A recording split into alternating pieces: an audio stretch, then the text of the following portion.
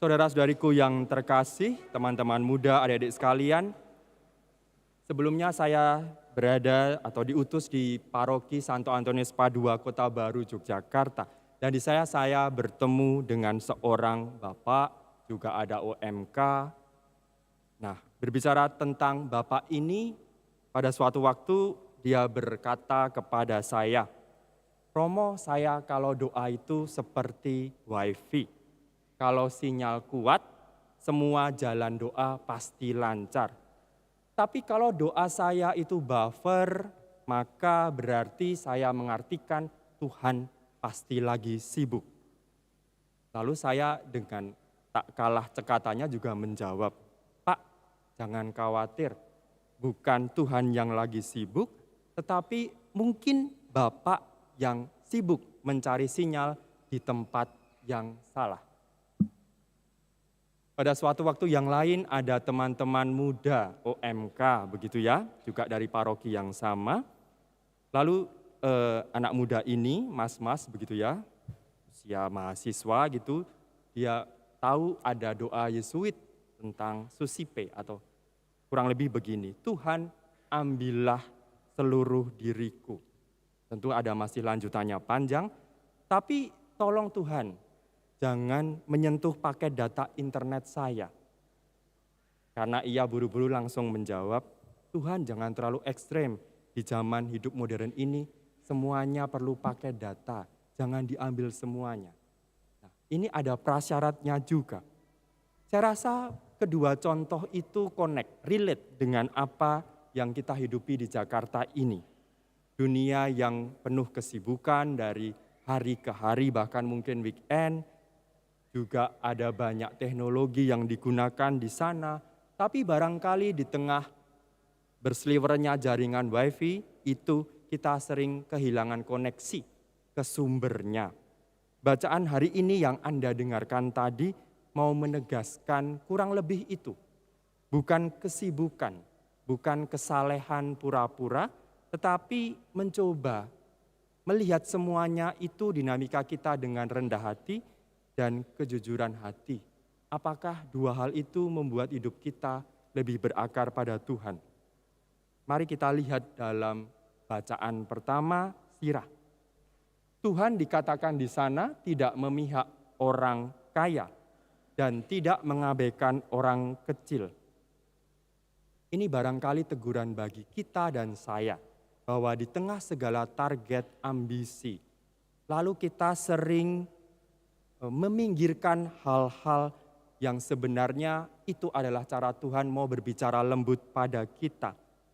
Mungkin juga lewat prestasi, hal-hal yang rohani sekalipun yang bisa kita anggap prestasi, lalu kita merasa sudah cukup secara rohani.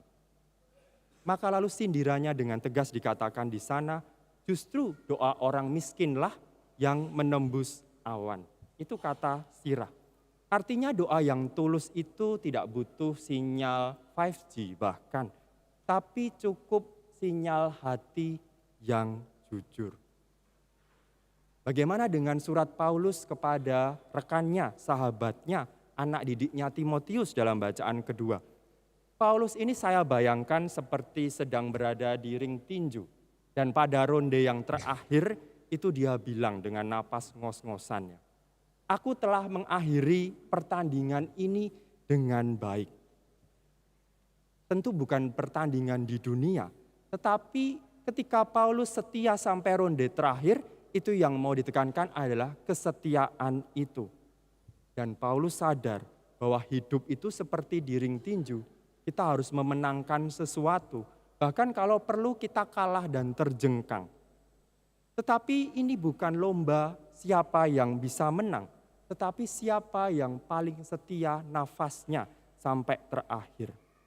Dan Paulus mungkin akan bertanya juga, kalau semua gelar itu pergi, semua yang aku punya itu pergi, apa yang masih ada?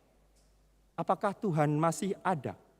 Dan Paulus dengan tegas menjawab, ya, karena sesuai tema minggu ini bahwa Tuhan adalah landasan hidupku. Bayangkan kalau Paulus itu pergi ke sebuah tempat di Jakarta begitu ya. Lalu dia mengechat pakai WA kepada Timotius. Timotius, aku ini harus macet-macet di Cawang melawan trafik. Akhirnya aku mengejar pakai LRT. Ternyata LRT-nya penuh sesak. Tapi sekarang aku yakin bahwa aku bisa sampai tepat waktu di stasiun Dukuh Atas. Nah, kisah contoh fiktif ini menurut saya adalah cara Paulus untuk mengajarkan bahwa dunia tidak mungkin mendikte Paulus dengan segala macam hiruk-pikuknya. Dan biarkan Tuhan itu lalu meyakinkan dia menjadi fondasinya. Dan dahsyatnya lagi, puncaknya adalah dalam Injil Lukas kita mau belajar. Mengapa orang Farisi itu dipertentangkan sih dengan pemungut cukai? Ada apa di sana? Mari kita belajar bersama. Bahwa Farisi seringkali kita tahu diidentikan dengan orang yang merasa sudah cakap secara rohani, saleh, dan akhirnya merasa Tuhan itu wajib berterima kasih atas kontribusinya ya dalam bidang keagamaan. Doanya sangat tinggi sekali. Tuhan, aku berpuasa, aku sudah memberi persembahan, aku tidak seperti orang lain di luar sana. Kalau saya tanya doa Anda, apakah kurang lebih nada-nadanya, iramanya seperti orang Farisi ini? Tuhan, aku di kantor sudah dianggap baik oleh atasan, gajiku sudah dinaikkan, aku sudah menjadi influence bagi orang-orang yang lebih junior, yang muda. Tuhan lalu mau apa dari aku? Tuhan bisa beri apa dari aku lagi? Mungkin inilah seperti orang Farisi yang lalu mendikte Tuhan bahwa kebaikan kita itu perlu reward. Sementara pemungut cukai mungkin di zaman ini ketika generasi muda itu berteriak-teriak, Tuhan, aku sudah menyerahkan CV portofolioku kemana-mana, tetapi belum ada yang menerima. Atau bahkan Tuhan, aku cicilanku menggunung. Di mana engkau? Mungkin doa pemungut cukai seperti itu dan dengan rendah hati sadar bahwa ia perlu dibantu. Lalu di akhir perikop ini yang mengesan, lalu Yesus mengatakan, orang semacam inilah yang dibenarkan. Orang yang dianggap benar, bukan yang itu tadi. Artinya apa? Tuhan tidak mencari kita yang paling sempurna. Karena barangkali dalam setiap kesempurnaan kita, hati kita tertutup pada yang lain. Dan kita bisa saja melibas mereka semua demi kesempurnaan level yang mau kita capai. Tapi justru ketika kita sadar bahwa kita rapuh, maka ia ada bersama kita. Mungkin Yesus dengan lembut akan berkata, nak, kalau semua prestasimu hilang, jangan khawatir, aku masih ada untukmu. Saudara-saudari, semua ini saya rasa mengajak kita untuk belajar dari surat Paus Leo ke-14 di leksi T. Saya hanya mau mengutip dan menegaskan satu kalimat dari surat yang agak panjang itu, bahwa kaitannya dengan homili tadi dan juga 3 bacaan itu adalah Tuhan berkata, aku telah mengasihimu sebelum engkau sempat mencintaiku. Aku sudah lebih dulu mengasihimu. Saudara-saudari, teman-teman muda, anak-anak sekalian, itulah inti seluruh bacaan hari ini. Bahwa kita seringkali menjadikan Tuhan pelengkap hidup. Kalau ada waktu baru saya berdoa, kalau sempat saya misa, kalau urusan beres dengan kantor dan pelajaran, saya baru ingat Tuhan.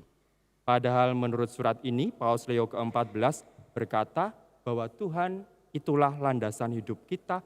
Jangan sampai ketika gempa dunia datang menimpa Anda, hidup Anda mudah roboh oleh skala Richter yang sedikit saja.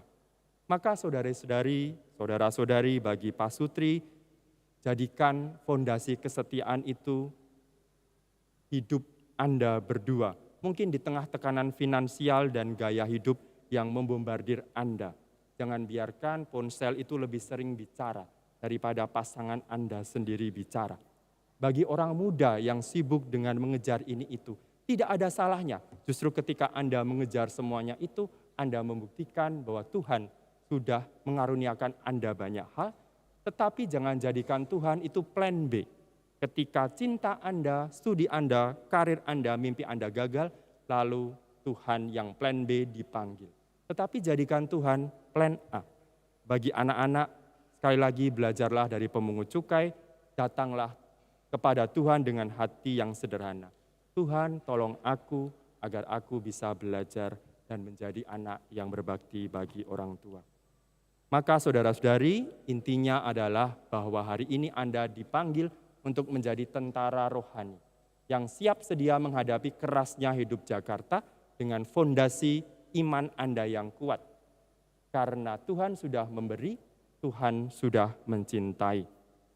Kemuliaan kepada Bapa dan Putra dan Roh Kudus. Seperti pada permulaan, sekarang, selalu, dan sepanjang segala